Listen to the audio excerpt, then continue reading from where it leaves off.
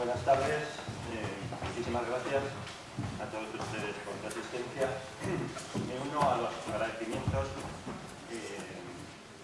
evidentemente, al director del museo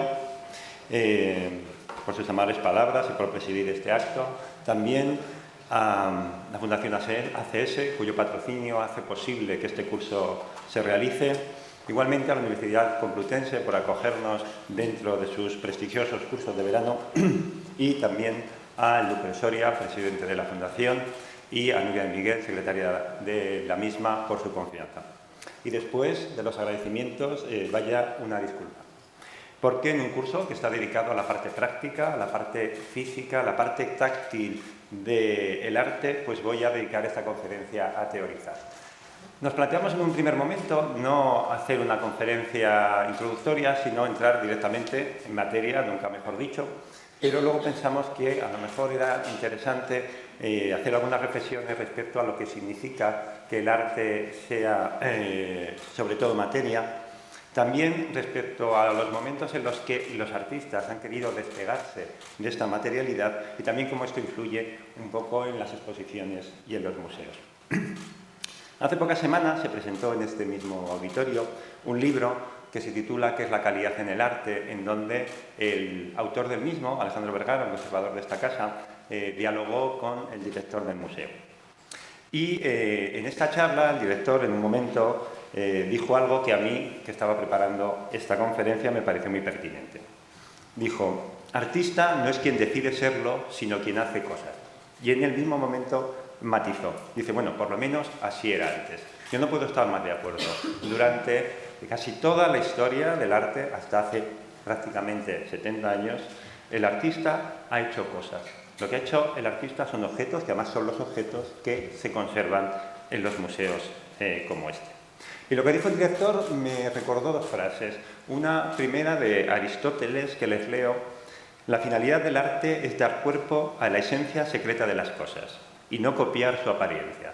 Y me quiero quedar no con la segunda parte, copiar la apariencia, que tiene que ver con la concepción platónica del arte, que planteaba que el arte lo que tenía que hacer era representar las ideas, pero no las apariencias, porque las apariencias eran falsas, sino con esta primera parte. La finalidad del arte es dar cuerpo, es decir, materialidad. Ya desde el principio planteamos que hay que hacer algo, que en realidad el arte se tiene que corporizar, por así decirlo. La segunda frase es de mucho tiempo después, es de un artista americano que se llama Ad Reichard, es de los años 60 del siglo pasado, y dice: el artista es artista mientras trabaja. Cuando no trabaja, no es artista. Y me gusta porque incide en ese trabajar. Porque en realidad el arte es artificio, el arte es algo artificial, es algo que hace el hombre. O sea, hay maravillas en el mundo, en la naturaleza, que nos impresionan, pero no son arte, porque el arte tiene que estar hecho por el hombre. Y quiero hacer aquí otra referencia, otra presentación. De hecho, a la presentación de los cursos de verano de la Complutense que se realizaron hace también unos pocos días en el Jardín Botánico de la Complutense, y en donde se presentó el cartel que les muestro aquí, que este es el cartel de este año de los cursos de verano que hizo el artista Hernán Cortés. El propio artista estuvo en esta presentación y en ella dijo que no era fácil para un artista explicar con palabras lo que había hecho con las manos. Y afirmaba que los pintores, cuando hablaban de pintura y cuando hablaban de arte, hacían así con las manos muchas veces, que frotaban los dedos, como estoy haciendo. Queriendo decir que había algo táctil, que los artistas tenían enseguida que reclamar lo que era la materialidad y las manos. Y terminaba comentando que, para él, en realidad los artistas nunca dejaban de ser artesanos.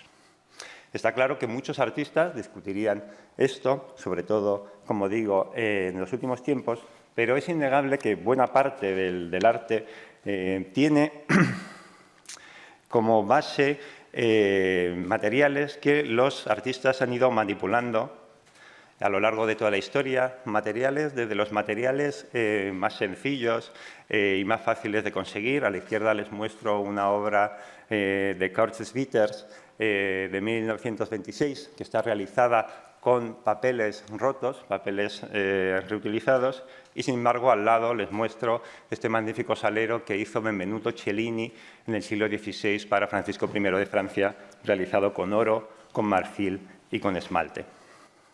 Igualmente hay materiales que el hombre ha utilizado desde tiempos muy pretéritos y que sigue utilizando. Les muestro aquí esta maravillosa pared de las Leonas de la cueva de Chauvet en Francia, realizada con carbón vegetal hace 36.000 años, mes arriba, mes abajo, y al lado un autorretrato de Lucian Freud hecho con el mismo material, con ese carbón vegetal de los años 80. Igualmente, aquí les confronto estas dos cerámicas, una cerámica del norte de Siria de hace 7.000 años y al lado una cerámica, como seguramente ustedes habrán reconocido, de Picasso de la segunda mitad del siglo XX. Pero no solo hay materias que los artistas han utilizado durante todos los años, sino que ellos también buscan materias nuevas. Aquí les muestro, por ejemplo, esta obra de la serie Eco del artista Daniel Canogar, que utiliza esta hipertecnológica y moderna pantalla táctil para realizar esta obra. Pero incluso habrá materiales que todavía no conocemos y que seguramente los artistas querrán utilizar posteriormente. Y les voy a mostrar un ejemplo que a mí me parece muy interesante de estos materiales nuevos y del interés del artista de buscar nuevos materiales. Esto que les muestro aquí es un material que se llama Banta Black, que es un material realizado no para el arte, sino con otros propósitos tecnológicos que tienen la particularidad de que solo refleja el 0,4% de la luz que le llega. Es casi prácticamente un agujero negro. El 99,96% de la luz que entra en este material no se refleja. Esto, que como digo, se creó con otros fines, fue, sin embargo, adquirido los derechos para su uso artístico por un artista que se llama Anish Kapoor.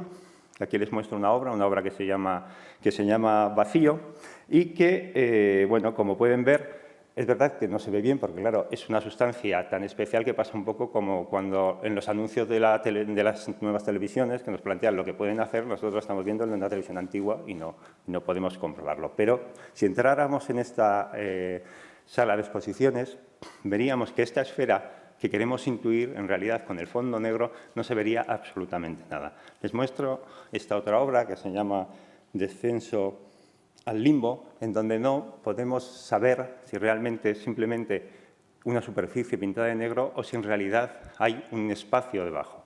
Porque cuando un objeto, una superficie, se queda con toda la luz, no hay sombras. Y si no hay sombras, no podemos distinguir la profundidad. No la podemos distinguir ni siquiera acercándonos mucho.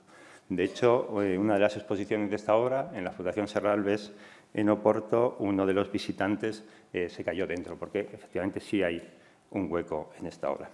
Con lo que le quiero decir con esto es cómo los artistas han utilizado todos los materiales que existían, pero también buscan nuevos materiales.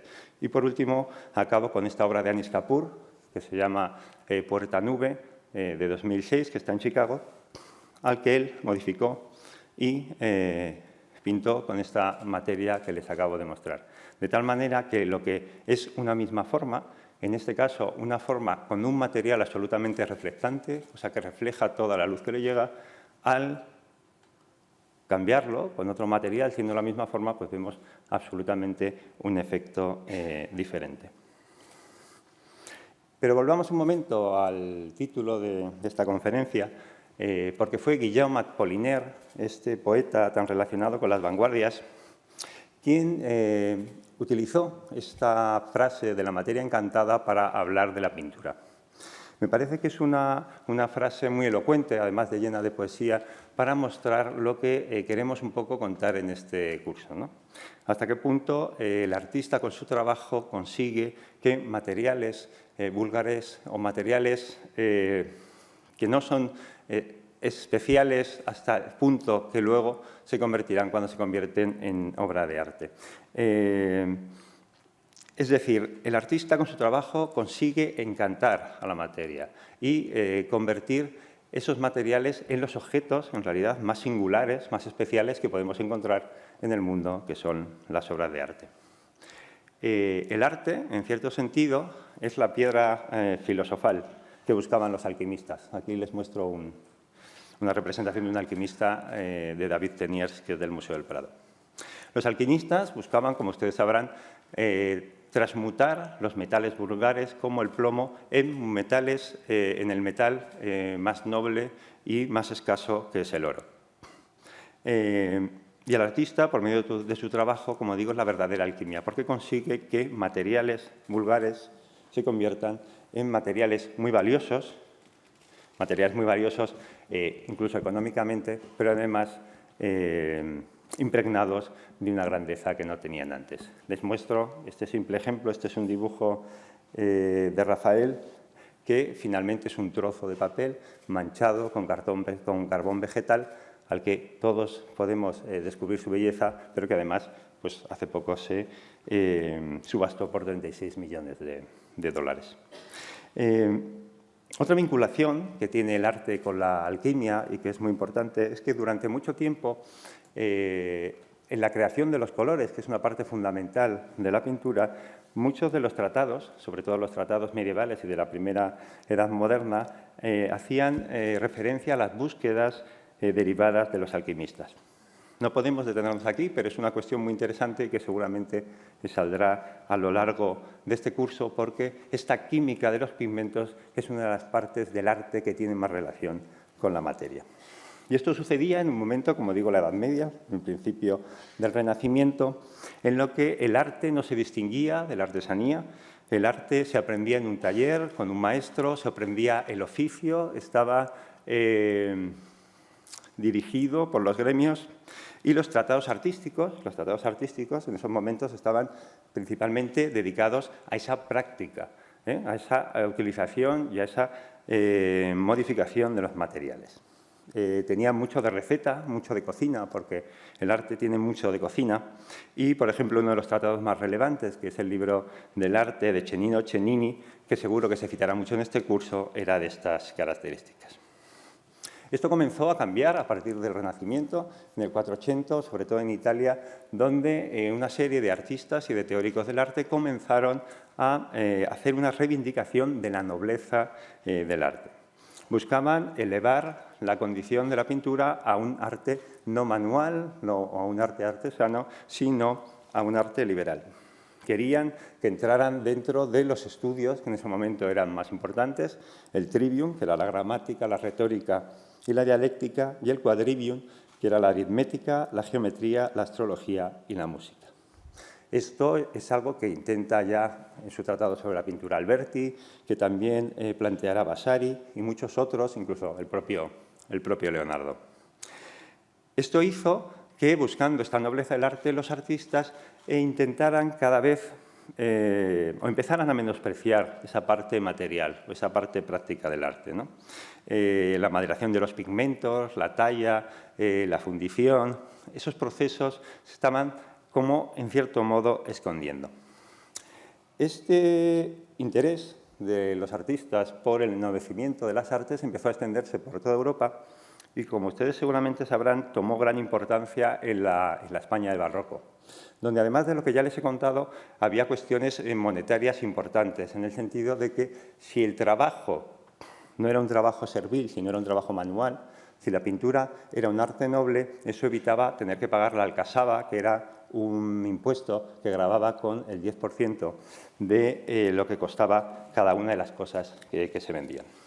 Pero bueno, como digo, lo que querían los artistas era liberarse de los gremios, eran plantear que su trabajo no era servil, plantear también que se crearan academias en las que la formación ya fuera una formación teórica, una formación que no fuera la que daba el maestro al discípulo en su taller. Y se habló mucho, se escribió mucho en España. Ahí tenemos los tratados de Pacheco, de Giuseppe Martínez, de Carducho, de Céspedes. Pero, sin embargo, yo voy a acudir al último de ellos, que les muestro aquí una de sus portadas, en el Museo Pictórico y Escala Óptica de Antonio Palomino, que es el último gran tratado de pintura, que es el barroco, y ya se realiza en el siglo XVIII. Y es un tratado que no es el más original, pero que sí es verdad que recoge, es un tratado muy amplio, que recoge y compendia todo lo que a lo largo de la Edad Moderna se había escrito sobre la pintura. Y aquí lo que hace Palomino, y es fundamental, es defender frente a la sabiduría del taller, de las cartillas de dibujo, de los recetarios prácticos de los artistas, como digo, un carácter científico de la pintura. Y en este sentido resulta muy interesante la crítica que el propio Palomino hace de una afirmación de Juan de Caramuel. Juan de Caramuel era un filósofo y matemático español muy importante, que era muy bien considerado en Europa. Y hablando de la perspectiva, dice: se adquiere más con el ejercicio de echar líneas y con la experiencia de ver un mismo cuerpo en diferentes lugares que con libros y argumentos, lo cual escoció enormemente a Antonio Palomino, y así lo dejó en su libro, porque justo la perspectiva, que era una de las ramas del arte en la que era más fácil ligar la pintura, el dibujo con las matemáticas, pues justo un matemático dijera que eso era mejor estudiarlo con la experiencia y con la práctica. Palomino recoge todos los habituales argumentos respecto a la nobleza de la pintura. Una de ellas, que era muy típico en ese momento, era la apreciación enorme que los grandes habían tenido de la pintura. Y en este sentido, pues se contaban muchas anécdotas. Aquí les muestro dos cuadros del siglo XIX que muestran dos de ellas, para que se hagan un poco una idea. El primero, el que ven a su izquierda, es de Pierre Bergeret, que representa el momento teórico en el que Carlos V se agacha para recogerle un pincel a Tiziano. Evidentemente, un emperador nunca se agachaba. A la derecha vemos este famoso cuadro de Ingres en el que está sosteniendo, Francisco I, el rey de Francia, está sosteniendo la cabeza de Leonardo en su lecho de muerte. Pero, además de esto, que hacía que, evidentemente, cuando los nobles, cuando los reyes, los más importantes, tienen ese aprecio a la pintura, quería decir que eso era algo que no podía ser servil. Pero también, y lo más importante, es mostrar que, sobre todo, es un arte teórico, en el sentido de que es más importante la ideación de lo que se va a pintar que lo que se va a pintar. Y, en ese sentido, se llega a un enorme menosprecio de lo que son los trabajos prácticos y, además, incluso, y les voy a leer una pequeña cita del libro de Palomino que me parece muy interesante, a minimizar lo que es el trabajo físico de la pintura. Y dice: su práctica se realiza con un pincel, cuyo delicado primor suele ser la ponderación de lo delicioso y sutil, y con unos colores o tintas en cantidad tan ligera que toda la serie de sus especies se tienen en una tablita tan delicada que solo en el dedo pulgar de la mano siniestra se sustenta. Es decir, que los artistas, y aquí vemos el autorretrato de Velázquez en Las Meninas, a la izquierda vemos un autorretrato de una pintora holandesa, Judith Leyster, o a la derecha el retrato que le hace Vicente López a Goya. Los artistas se representan, como ven aquí, con una ligera paleta, con el pincel que no está pintando nada, pero sujeto sutilmente, y con unos colores que evidentemente no mancharían a nadie y lo que les permite pintar, como ven, elegantemente vestidos. Palomino irá incluso más allá y poco después diría: más fatiga da el escribir que el pintar, como costará a los que hubieran practicado uno y otro ejercicio. Es verdad que en ese momento pues había que cortar la pluma, había que estar evidentemente mojando siempre para escribir, pero me parece un tanto exagerado que tenga más trabajo físico el escribir que el pintar. En cualquier caso, él plantea que todos los trabajos sordidos, que el artista medieval entendía que eran parte de su trabajo, no eran pintar. Moler los colores, preparar los lienzos, todo esto era tarea propia de los ayudantes y de los artesanos especializados, y en ningún caso de los pintores. De hecho, decía que es como si pensáramos que la poesía es un arte servil y artesano, porque para eso hay quien tiene que preparar la tinta o tiene que preparar el papel. Muchos artistas esconderán esa parte práctica de la pintura, aunque en realidad y por mucho que se quiera quitar, la técnica es fundamental para el resultado de la obra. Incluso un genio como Leonardo puede encontrarse con que su obra, una de sus grandes obras, estos son fragmentos, son detalles de la Última Cena de Milán, pues que su obra se destruye simplemente por no haber tenido en cuenta las especificaciones técnicas de la materia con la que estaba trabajando. Y hay muchas ocasiones, y les voy a poner solo unos ejemplos, en los que el cambio de la materia, los nuevos materiales o una nueva utilización de los mismos es fundamental para el desarrollo de la historia del arte. Esta descripción maravillosa de los detalles de estos materiales, de las joyas, de los brocados, o este detalle minuciosísimo, por ejemplo, en el cabello o las pestañas de esta Virgen, son ambos detalles del políptico de San Babón de Gante, serían imposibles sin el desarrollo, como ustedes saben, de la pintura al óleo. Igualmente, sin el desarrollo de los colores en tubo, aquí les muestro un poco cómo fueron evolucionando, pues no hubiera sido posible la pintura a plein air, no hubiera sido posible el desarrollo de la pintura a la prima que hacían los impresionistas, no hubiera sido posible cuadros como este, es un cuadro en el que vemos a Monet pintando, retratado por John Singer Sargent. Y tampoco hubiera sido posible lo que pintaba Van Gogh y otros artistas expresionistas sin la creación de colores químicos muchísimo más intensos de los que había hasta ese momento. O la revolución que en la escultura contemporánea supuso la entrada como material artístico del hierro. Esto que les muestro aquí es una obra de Chillida que se llama Elogio del Fuego, de los años 50.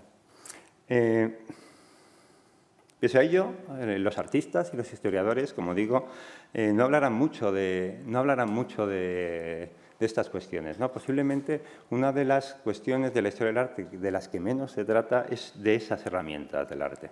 Y creo que lo dice muy bien una historiadora que sí se dedica a estas cuestiones, que se llama Anthea Cullen, y les leo porque me parece que es muy clarificador.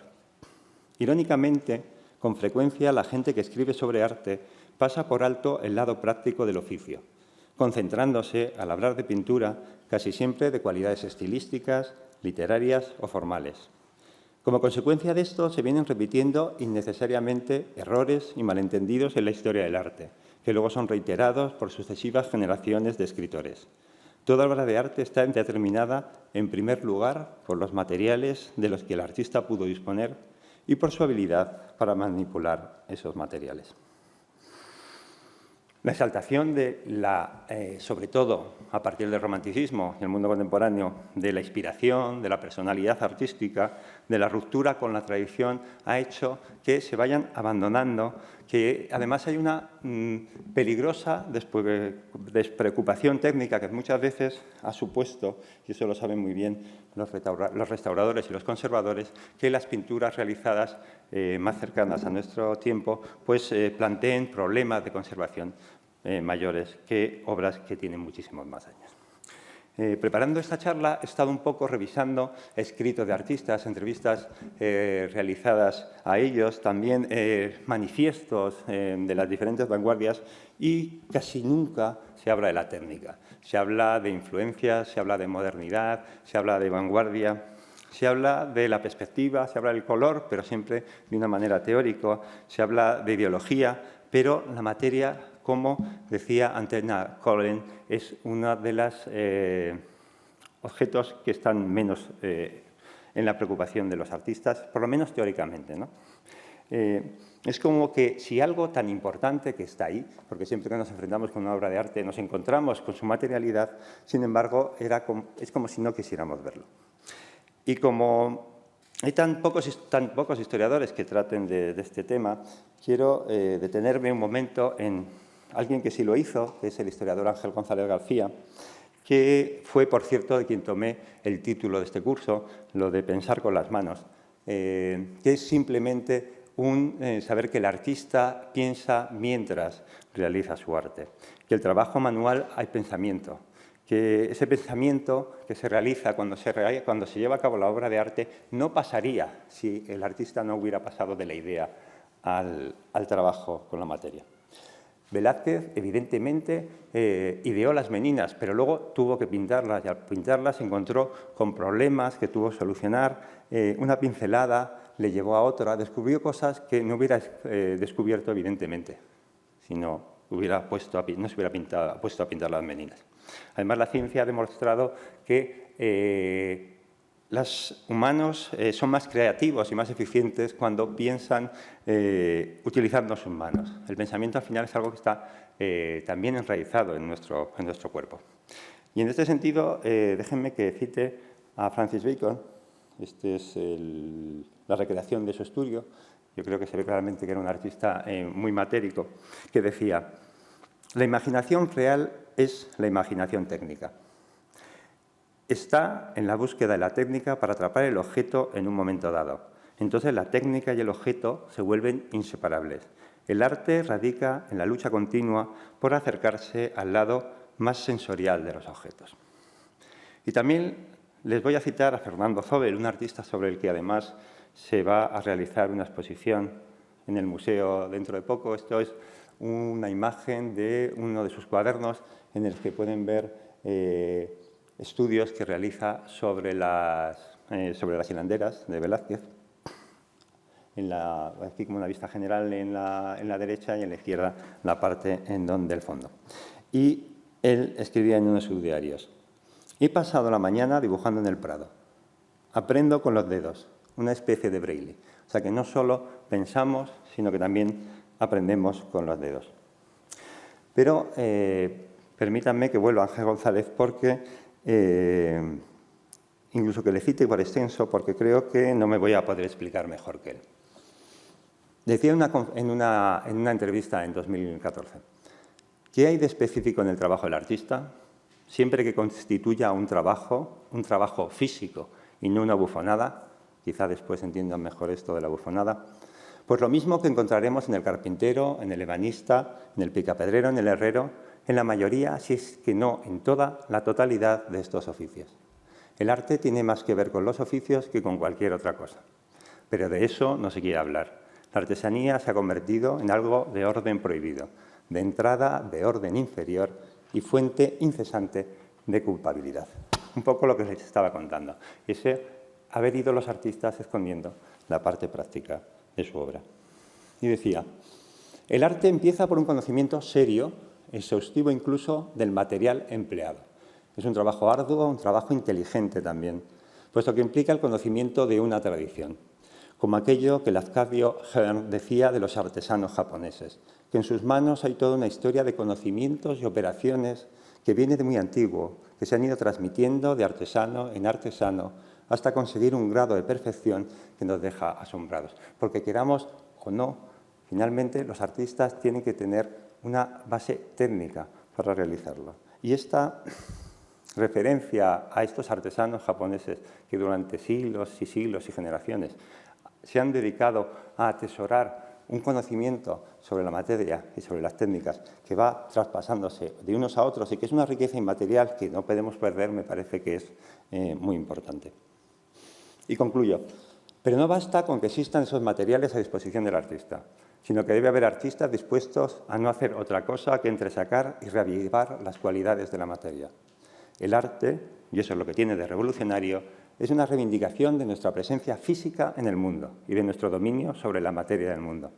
El verdadero arte es aquel que intenta recrear y hacer resplandecer las cualidades de la materia. Evidentemente, esto va a estar muy en contra de otras cosas que les voy a mostrar después, que les anuncié al principio, de esa búsqueda de la desmaterialización de la materia.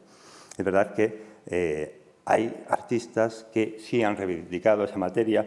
Curiosamente, tuvo toda una serie de estilos dedicados a esta reivindicación de la materia que justo se produjeron, sobre todo en la segunda mitad del siglo XX, justo antes de que se hicieran los intentos más importantes de la desmaterialización.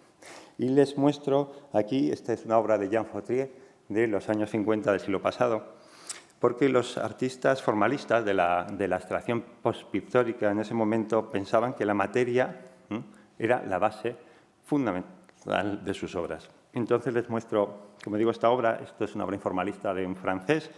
Esta es otra obra de Dubuffet. Tuvo gran importancia, como digo, este informalismo en Francia. También en Italia les muestro esta obra que muestra esta nueva expresividad de la materia. Esto es una obra de Alberto Burri. Esto es un plástico al que se le ha aplicado calor para modificar esa materia. También la obra del propio Lucio Fontana. Y en España, como ustedes saben, hay una importante representación de artistas matéricos, como puede ser Tapies, Abanico y Materia, o esta tela de Manuel Millares. Pero es que además de esta tendencia matérica, como les digo, hay otra tendencia que también tiene mucho que ver, o que pone el foco en la materia, que es el arte povera. El arte povera, que en principio empieza a desarrollarse en Italia, y en donde lo principal es que la materia que se utilice sea materia pobre. En ese sentido, les puedo mostrar esta obra paradigmática de Mario Merz, que se llama Igloo, o también esta obra que se llama Splash, de Richard Serra, en donde lo que hace el escultor es salpicar plomo en las paredes y el suelo de la galería. Aquí vemos cómo lo está haciendo. Curiosamente vemos que este foco en la materia poco a poco se va también relacionando con la acción, con obras de arte procesuales. Y lo mismo pasa un poco con, esta es una obra que se titula Silla con grasa, de Joseph Beuys, que también, como digo, hace hincapié en esa relación de la materia, siendo Joseph Beuys, como ustedes sabrán, uno de los principales adalides del arte procesual, de happening y de la performance. Aquí les muestro una de ellas, una de las más famosas, que se titula América, en donde él se encierra con este zorro, y en el que la materia, esa tela con la que se cubre, es realmente importante. Como digo, la materia en este momento también forma parte de este arte que en principio es más inmaterial, que tiene que ver con los procesos. Esto que les muestro aquí es una performance que hace Paul McCarthy en 1974, en lo que coge telas, las impregna en pintura y las golpea por la galería. Lo que hace así es evidentemente una cosa muy matérica, pero como luego esto finalmente se limpia, desaparece. Pero voy a hablar ahora de la desmaterialización del arte, sobre todo del primer gran momento de desmaterialización del arte, porque por esas mismas fechas comienza el desarrollo del arte conceptual. El arte conceptual rechazaba los medios con los que se había realizado el arte, no solo en el pasado, sino también con los que se había realizado el arte en las vanguardias. Se rechazaba la obra como tal y se rechazaba su materialidad. Entonces, la pregunta es, ¿qué quedaba? Pues lo que quedaba en este arte, como dice su propio nombre, era la idea, el concepto. Y les presento aquí esto, que es una parte de las 35 frases sobre el arte conceptual de Sol Levitt, de 1969. Aquí cuenta un poco, y esto propiamente ya es una obra de arte, cuáles son las características, cuáles son las reglas para el arte conceptual. Y les leo la 15 y la 16, que son las que están justo en la parte derecha abajo. Dado que ninguna forma de arte es intrínsecamente superior a la otra, el artista puede usar cualquier forma, desde la palabra, escrita o hablada, hasta la realidad física por igual. Y la 16. Si se usan palabras y estas proceden de ideas sobre el arte, entonces esto es arte y no literatura. Los números no son matemáticas, con lo que pone en blanco sobre negro esa apropiación. En el sentido de que ahora el arte ya no tiene que ser materia, el arte puede ser perfectamente una narración. Muchas obras conceptuales necesitan que nos las narren o que las leamos para poder entenderlas. Y en ese sentido, creo que se tergiversa un poco eso de que una imagen vale más que 1000 palabras. Y se lo muestro con esta obra. Es una obra de Richard Long, de 1967, que si ven la foto, pues en principio no les clarifica mucho. Si ya les leo el título, que creo que se lee bastante mal, le digo que es Línea hecha al caminar, ya entienden algo más. Y si les cuento en qué consiste esta obra de arte, que es que este artista, Richard Long, camina por este prado durante el tiempo suficiente para que se marque en el suelo esta línea en la hierba, que evidentemente desaparece una vez la hierba se vuelve a levantar o llueve o simplemente se seca. Quiero decir que finalmente hemos llegado a esa desmaterialización del arte, pero el problema es que los artistas en este momento sienten un poco la necesidad de documentar esto que ha sucedido. Entonces, muchas de estas obras lo que tienen es fotografías, vídeos que no son la obra de arte, pero que pueden, como digo, documentar la obra de arte. ¿Qué sucede? Que el arte conceptual, que quería liberarse no solo de la materia, sino que quería liberarse también del coleccionismo, quería liberarse del mercado, cayó en la trampa de que esos documentos, por pequeños que sean, esas fotografías, los esquemas que había realizado el artista, incluso un croquis que hubiera dejado en un trozo de papel, terminan al final coleccionándose y comprándose. De hecho, les muestro, por ejemplo, estas vistas de una exposición que se celebró en el Reina Sofía, pero podría haber mostrado muchas otras diferentes. Una exposición que se hizo en 2005, que se llama El arte sucede, el origen de las prácticas conceptuales en España, que, como ven, pues está llena de cosas, está llena de fotos, está llena de objetos, cuando, como digo, es una exposición dedicada al arte conceptual. El arte conceptual está lleno de objetos y no es tan fácil como podíamos pensar escapar de la materia.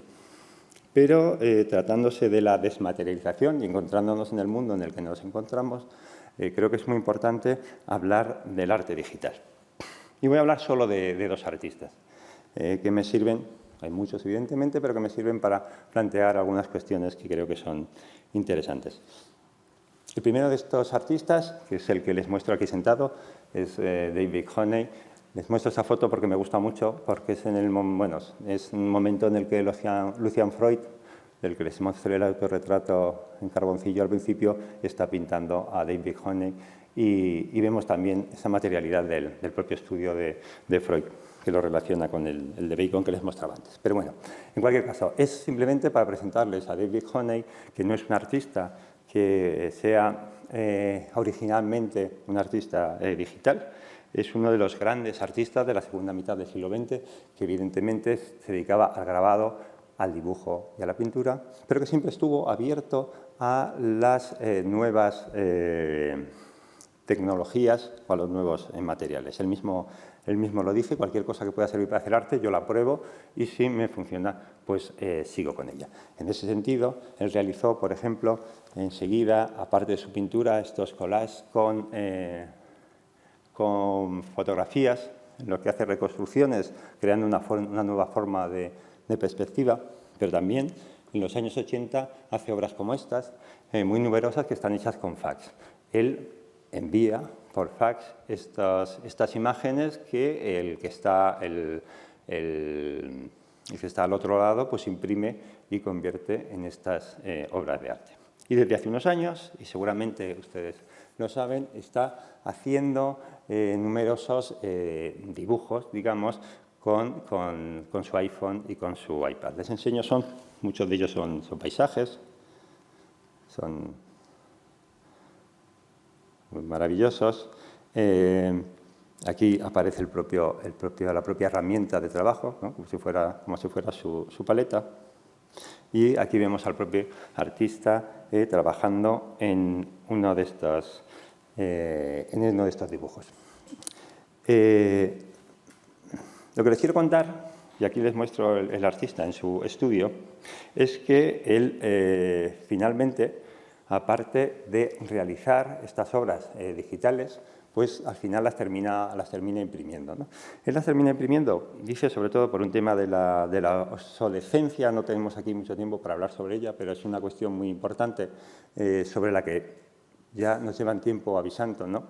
Por ejemplo, en 2005, y les cito porque me parece que es una autoridad, en 2015, perdonar, Vince Cerf, que en ese momento era el vicepresidente de Google y fue uno de los desarrolladores de Internet en sus orígenes, nos contaba que es muy posible que todas las imágenes y documentos que están ahora mismo en formato digital en los ordenadores del mundo desaparezcan absolutamente por la obsolescencia tanto de los ordenadores, del propio hardware, como del propio software, que no podamos abrir ninguna de esas fotos que tenemos y que al final este mundo tan tecnológico se convierta en una edad media digital absoluta.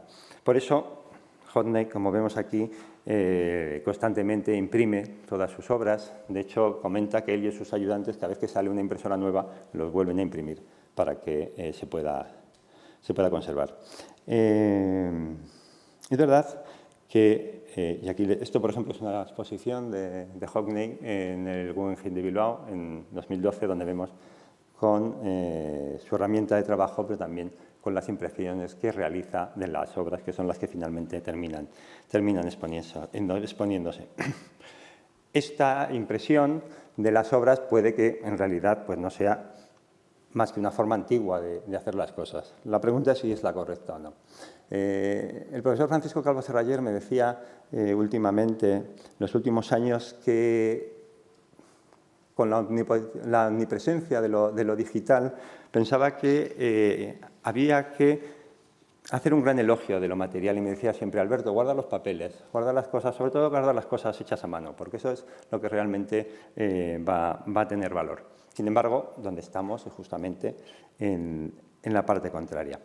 Y ahora les voy a hablar de un artista que sí es un artista digital, seguramente es uno de los artistas digitales más famosos que hay ahora mismo y lo es, como pasa en muchas ocasiones, no tanto por carácter artístico de su obra, sino por cuestiones del mercado del arte.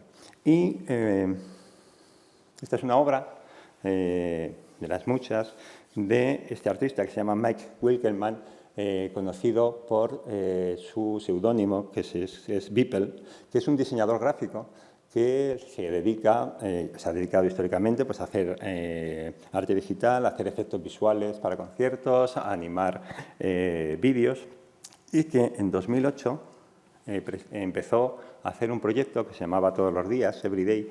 Aquí les muestro su página web. Y él mismo cuenta un poco ahí, como ven, lo que está haciendo, ¿no?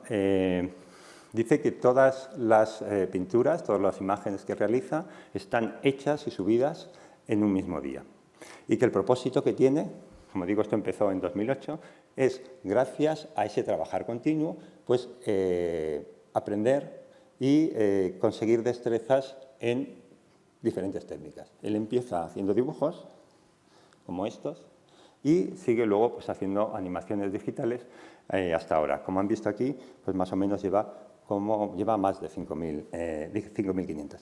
Él hacía estas obras, las subía a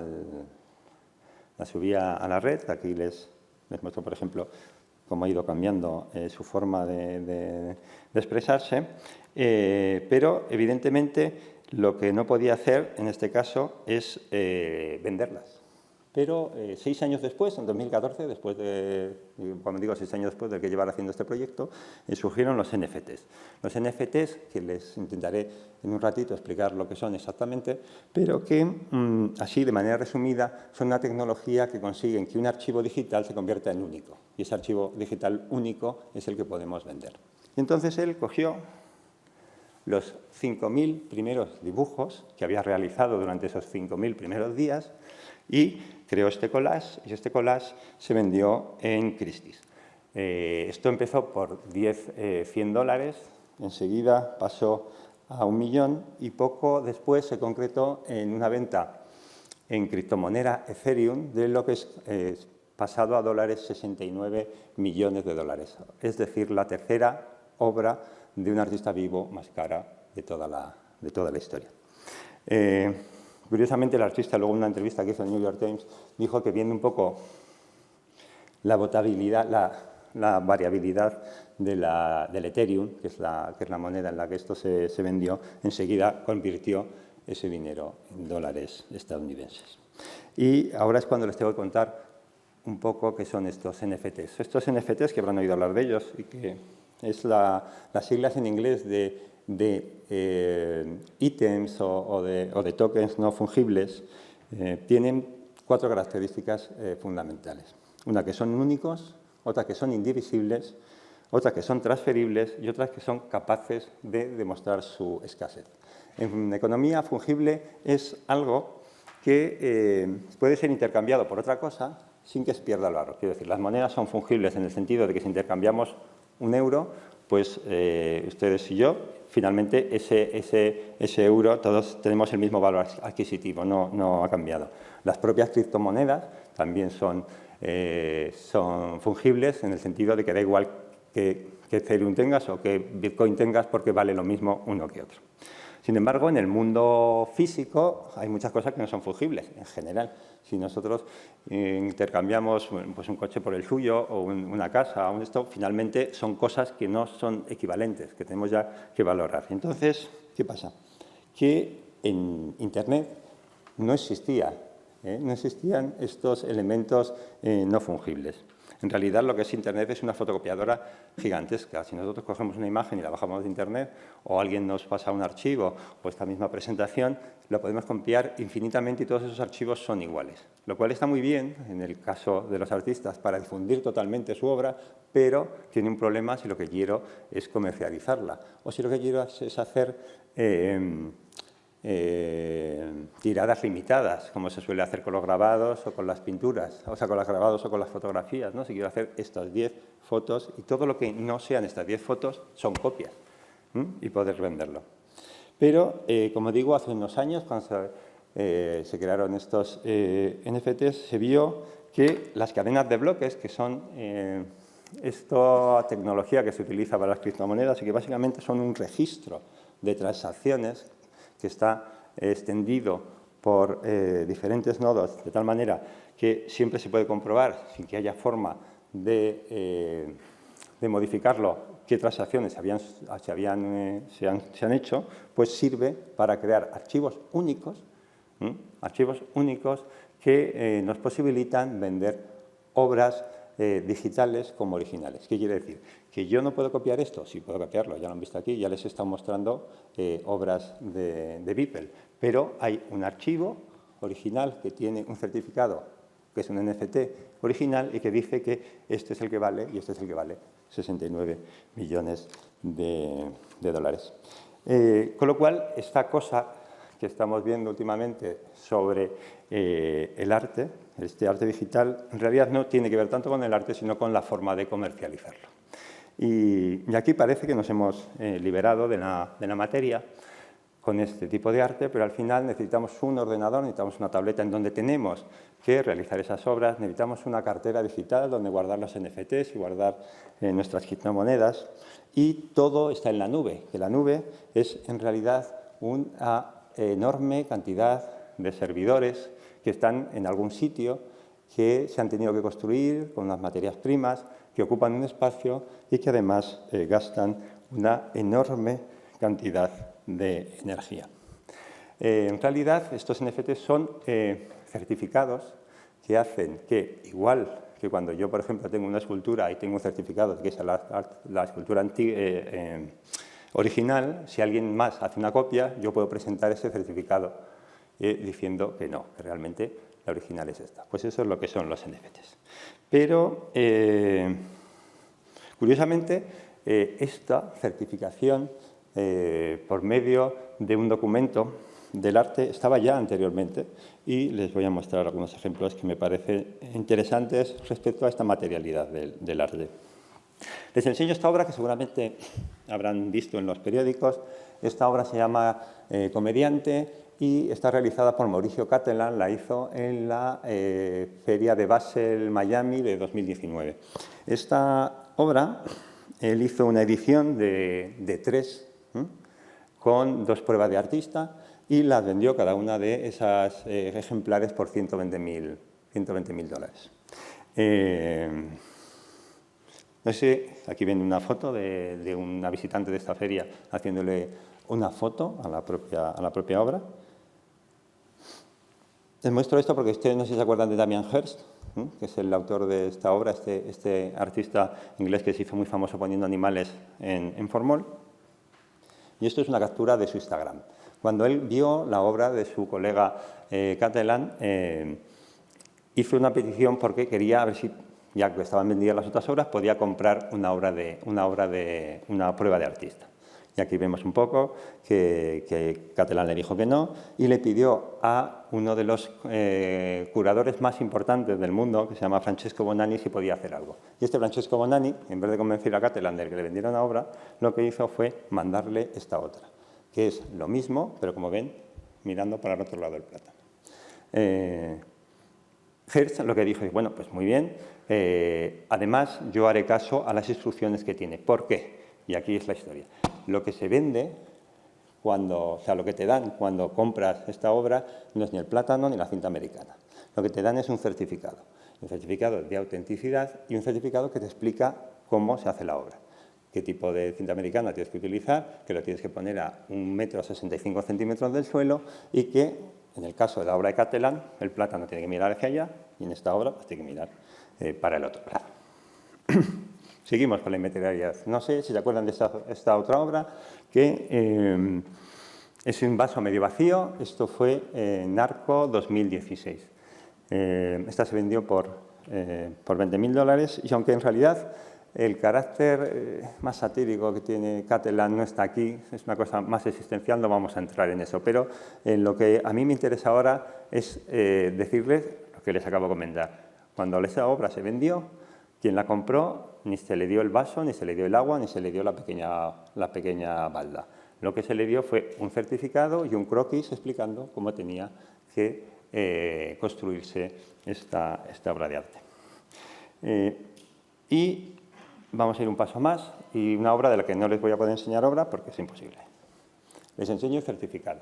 Esta es una obra de Salvatore Garau que se llama Io sono, yo soy, y lo pueden ver allí. El título es Escultura inmaterial realizada en abril de 2020. Colocar en una habitación privada dentro de un espacio libre de 150 por 150 centímetros. Está autentificada por el artista, como ven en la primera firma, y entonces también el conservador del archivo del artista, la siguiente firma. Y abajo nos especifica, muy importante, el presente certificado no puede ser expuesto en el espacio reservado a la obra. Para que quede claro, la obra es un espacio vacío y no se les ocurra exponer el certificado. Pero esto ya estaba todo inventado. Esto es una exposición del año 1958 en París que se titula Vacío y que es una exposición de Yves Klein, que además, seguramente ustedes sabrán, también fue un artista que igual un poco como hizo Anish Kapoor, pero 60 años antes, patentó un color, el azul internacional Klein, que utiliza en muchísimas de sus obras y que, bueno, la diferencia aquí es que él lo desarrolla y Anish Kapoor lo compra. Bueno, Vacío, París, 1958. Cuando entramos, ¿qué nos encontramos? Bueno, pues nos encontramos lo que podíamos esperar, una sala vacía, con una vitrina vacía y en donde no hay nada. Pero allí lo que había, según el artista, era una cosa que era la sensibilidad pictórica en su estado más puro. Y esto lo dividió en zonas y esto lo puso a la venta. Y entonces explicó muy bien cómo había que comportarse al respecto. Esto es un talonario. Entonces, cuando alguien quería comprar una obra, un espacio, como digo, una sensibilidad pictórica en estado puro, una parte de ello, lo que tenía que hacer era poner su nombre en la parte izquierda de este talonario, tenía que pagar una cantidad, un peso de oro fino y se quedaba con esta zona de sensibilidad pictórica. ¿Qué pasaba? Que si te quedabas con el talonario, si te quedabas con el recibo, tú no tenías la zona de sensibilidad pictórica, porque la zona de sensibilidad pictórica era una entidad que no podría justificarse con este certificado. ¿Qué pasa? ¿Qué había que hacer? Pues para quedarse, realmente entrar en posesión de esta zona, lo que tenía que hacer el que lo había comprado era quemar el certificado. Y si lo que lo quería hacer era el artista, el que quería quedarse con eso, tenía que quitar la mitad de lo que le habían dado al SENA o a un sitio donde no se pudiera recuperar. No obstante, como se podrán imaginar, pues algunos guardaron el certificado, lo embarcaron en oro y lo vendieron. En este caso, en 2022 en Sotheby's se vendió por 1 millón de euros. Como les decía, otra vez, es muy difícil escapar de la materialidad del arte y mucho más de la materialidad del mercado del arte.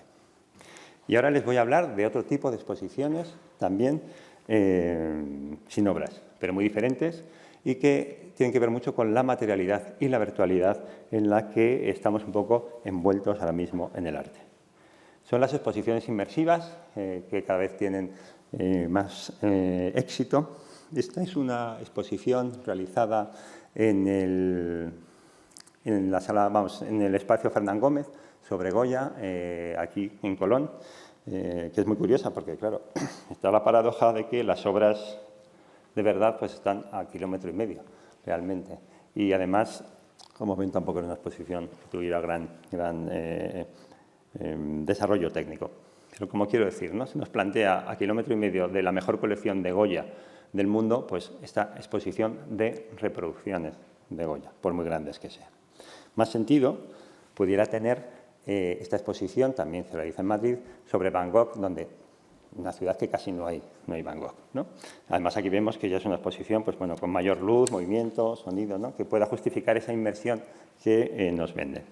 La cuestión es si estas exposiciones, y esto es lo más importante, hacen que tengamos el deseo de ir a ver la obra original, de saber más sobre Van Gogh, de confrontarnos con la obra de verdad, o si realmente nos da la sensación de que ya hemos visto suficiente, ¿no? Si confrontamos esta experiencia con esta experiencia, si se la mostramos a un niño y no les digo ya a un adolescente, pueden apostar ustedes qué prefieren y qué les atrae más y qué realmente creen que es lo más importante. El éxito de estas exposiciones se muestra en que en los últimos años, aparte de la que les acabo de mostrar, pues nos encontramos exposiciones sobre la Capilla Sixtina, en Madrid estoy diciendo, esta sobre Monet, por ejemplo, sobre Klimt. Y les muestro, bueno, pues esta es una animación, uno de los espacios. Se dan cuenta ustedes también qué tienen en común todos estos artistas, ¿no? Que además, evidentemente, de ser uno de los grandes genios de la pintura, están muy relacionados con una fama mediática que es lo que lleva a estas exposiciones.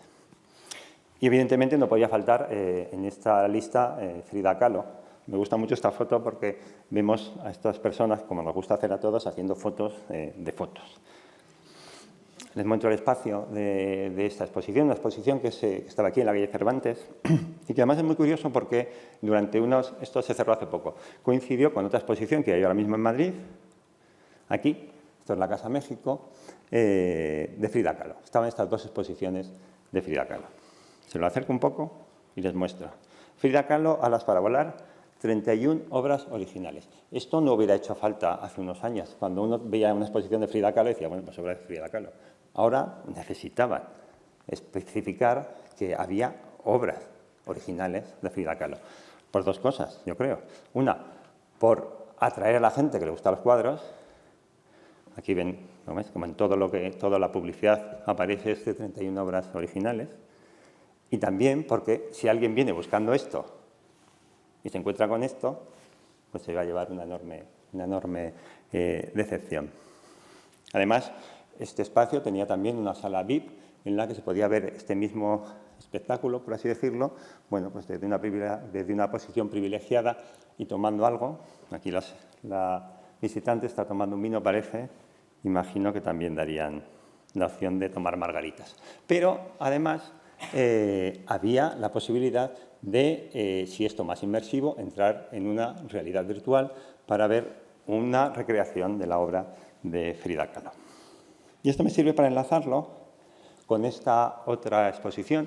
Esta es una exposición en la National Gallery de Londres que se realizó durante esta primavera, en la que todos sabemos que la mayoría de las obras, sobre todo las obras religiosas, estaban realizadas para espacios muy diferentes de donde están exponiendo. Una de las cosas que tiene el museo es que, aunque las obras normalmente están mejor cuidadas, se pueden ver en mejores condiciones, pues realmente están descontextualizadas. Y lo que se hacía aquí, en esta exposición que se llamaba Veronese Virtual, es coger este cuadro, que es la consagración de San Nicolás, y mostrar el espacio, por medio de la realidad virtual, el espacio en donde esta obra estaba. Aquí, esto es una recreación un poco de lo que están viendo los visitantes que les acabo de mostrar, ¿no? Uno puede moverse y ver dónde está el espacio, dónde estaba esta obra.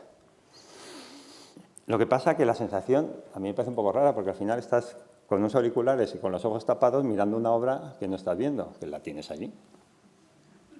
Vimos aquí, pues miramos al techo, o bueno, pues ven ahí un niño mirando la tableta y estas dos personas mirando a la obra, pero no viéndola, porque no está ahí. No me parece mal siempre y cuando luego nos quitemos las gafas y nos dediquemos a hacer lo realmente importante, que es la obra de arte, ver la obra de arte, porque realmente la experiencia singular es ver la obra de arte. Eso es lo único que se puede hacer de verdad solo en la National Gallery. Ese es un objeto absolutamente singular. Gafas podemos tener en otros sitios y experiencias virtuales, pues evidentemente en muchos otros lugares. Por eso me parece que si todas estas herramientas sirven, que pueden servir y sirven en muchos sitios, y seguramente esta posición también para entender mejor el arte, para aprender más del arte, para disfrutar más del arte, sean bienvenidas. Pero está el problema si al final los museos se convierten en un parque de atracciones. Y en ese sentido les voy a enseñar esta publicación del Rijksmuseum de Ámsterdam, en el que, por si no lo leen, les leo, dice, con más de 8.000 obras que se muestran, el Rijksmuseum es un lugar muy grande. Para que todo el mundo tenga una visita más confortable, hemos instalado este monorraíl para poder ver las obras. Evidentemente esto es una broma, esto fue publicado este abril, el 1 de abril, que como saben es una especie de santos inocentes, el Día de los Tontos en los países anglosajones. Pero muy curioso porque los comentarios del Rijksmuseum, pues mucha gente decía, ¡qué maravilla, tal, no sé qué, nos gustaría que fuera verdad!, ¿no? Con lo cual, ¿qué pasa aquí? Pues que ahí ya sí que en realidad la obra pasa a un segundo plano absolutamente. Se convierte solo en un fondo sobre el que hacer cosas. A mí llámenme anticuado si quieren, pero yo sigo disfrutando de la contemplación directa de las obras, ¿no? Y creo que es irreemplazable. De las más antiguas, de las más modernas, me da igual, pero yo creo que es irreemplazable estar delante de las obras. La realidad virtual cada vez será más sofisticada, las copias que haremos de las obras cada vez serán mejores, puede que lleguen incluso a ser indistinguibles de las obras reales, pero yo creo que hay que confrontarse con las obras de arte. Y en ese sentido, si ustedes creen que viendo esta foto en alta resolución, esta pantalla enorme, ya no tienen nada más que descubrir, pues nada, no tienen más que ir a la sala del museo, pararse delante de las hilanderas de Velázquez y darte cuenta de que por buena que sea la foto, se están perdiendo muchas cosas. Y me reitero de que todas las herramientas que sirvan para difundir el arte y conocerlo mejor son bienvenidas, pero no pueden sustituirla. Y en ese sentido voy a leerles una cosa que escribió el poeta y ensayista Ramón Andrés durante el confinamiento para los amigos del Museo del Prado. Él decía que las redes, que Internet, los vídeos, habían jugado un papel importantísimo durante la pandemia para acercarnos al arte cuando no podíamos estar con ella. Pero decía que eso no podía sustituir, y les leo, no podían suplantar el adentrarse en un museo y oír en nuestro interior lo que nos dice la pintura de irrefutable, lo que muestra el esfuerzo humano al desnudo, la profunda conciencia que determina un color o una forma, la exigencia, la capacidad de silencio en la mano de un artista, la revelación de un detalle que, de pronto, explica mejor lo que somos. El bisbiseo desolado del descendimiento de Van der Weyden, la leve fricción de la rueca de las hilanderas de Velázquez o la ventisca en la nevada de Goya se oyen mejor a unos pocos pasos. No es nostalgia, sino derecho a sentir de cerca. Y eso es lo que un poco les quería mostrar en esta conferencia. Casi nadie nos discutiría de que no es lo mismo la experiencia de escuchar una ópera, un concierto, de ver un partido de cualquier deporte en directo que ver su retransmisión. Por buenas que sean las fotos, uno no puede sentir la escultura de Bernini si no se encuentra con ella.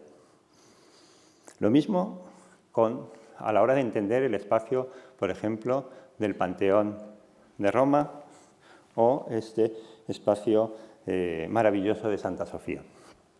Igual, los colores de este Rothko. Les traigo esta obra en concreto porque es una obra que está aquí al lado en el Thyssen y que pueden ir a ver y comprobar que aquí les puede parecer poca cosa, pero que la realidad supera con muchísimo a esta representación.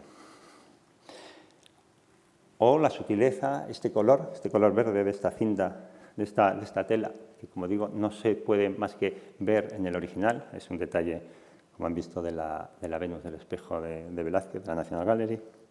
O estas pinceladas absolutamente transparentes que son absolutamente impactantes cuando las ve alguien en directo. Para mí una de las experiencias más emocionantes que he tenido es entrar en esta sala del Museo Nacional Máximo Laterme de Roma y encontrarme cara a cara, a la misma altura, con los ojos vacíos de este púgil, sentir este trozo de metal que ha recorrido los siglos y ver sus cicatrices de la vida y de la lucha. Pero evidentemente lo que yo les piense no tiene mayor importancia, por eso voy a acudir a voces más autorizadas que la mía. Y lo haré un poco, al igual que hice al principio, y con esto acabo, haciendo caso a otra presentación que se realizó también en este museo. Van ustedes a pensar que no hago más que venir a presentaciones. En mi descargo diré que luego me leo los libros que presentan. En este caso es un libro que les recomiendo muchísimo, que es Rondas del Prado, de Antonio Muñoz Molina, que está dentro de la colección de las cátedras del museo, y que, como digo, se presentó aquí no hace mucho, en una conversación de Antonio Muñoz Molina, y en ella decía: para mí es importante, y creo que resume mucho esa aproximación mía al arte, eso que George Steiner llama las presencias reales, que hay que fijarse en la presencia real de la obra. Además, la obra no muy reproducida. Se puede estudiar las reproducciones, disfrutamos mucho, aprendemos mucho de ellas, pero tenemos que estar en presencia de la obra. Tenemos que establecer una relación física completa. Tenemos que medirnos con la obra de arte. Recuerdo la primera vez que vi en París uno de los jugadores de cartas de Cézanne. El asombro de ver que era tan pequeño. O cuando vi los Nighthawks de Hopper en Chicago. Es un cuadro realmente muy pequeño. El tamaño del cuadro importa, te estás midiendo con él. No lo estás mirando con los ojos, estás contemplándolo con tu cuerpo completo. Y reivindico con Muñoz Molina contemplar el arte con el cuerpo completo, de la misma manera que lo hizo el artista al crearlo, con el cuerpo y con la mente completa. Y termino con una cita de George Steiner, el autor que citaba ahora mismo Muñoz Molina. Las artes están enraizadas de un modo muy maravilloso en la sustancia, en el cuerpo, en la piedra, en el pigmento, en la vibración de la cuerda o la presión del viento en las lengüetas. Todo el arte y literatura de calidad empiezan en la inmanencia, pero no se detienen ahí. Y esto significa sencillamente que la empresa y el privilegio de lo estético es activar en presencia iluminada del continuum entre la temporalidad y la eternidad, entre la materia y el espíritu, entre el hombre y el otro. Muchísimas gracias.